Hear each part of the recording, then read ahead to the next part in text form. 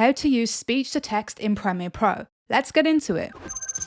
Jumping straight into Premiere Pro here, I have my project on the timeline that I want to turn the speech into text for. With this sequence selected, we want to go up to Window, and we want to go down to Text. In the text window, we want to select the Transcript tab, and then we want to go down and choose the blue Transcribe button.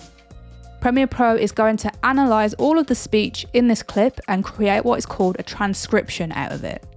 Once it's generated the transcription, we can then go through all of this text and make amendments if there are any errors in the transcription.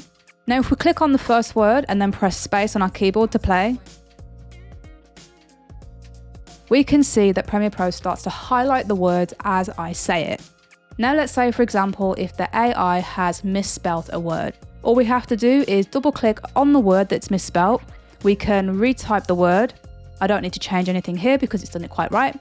And then all we need to do is click out of the text box and that incorrect word will be replaced with whatever you typed there.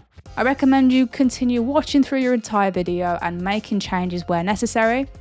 With this done, we can then choose the CC button at the top. This stands for closed captions, which is what the subtitles are that will appear in the bottom of your video.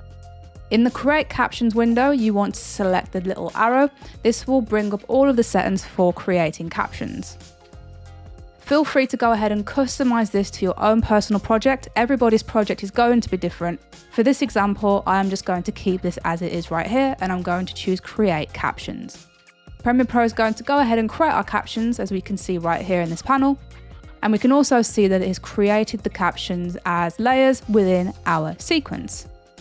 And that is how we use Premiere Pro's speech to text feature. If you found this video useful, give it a thumbs up and comment your thoughts below.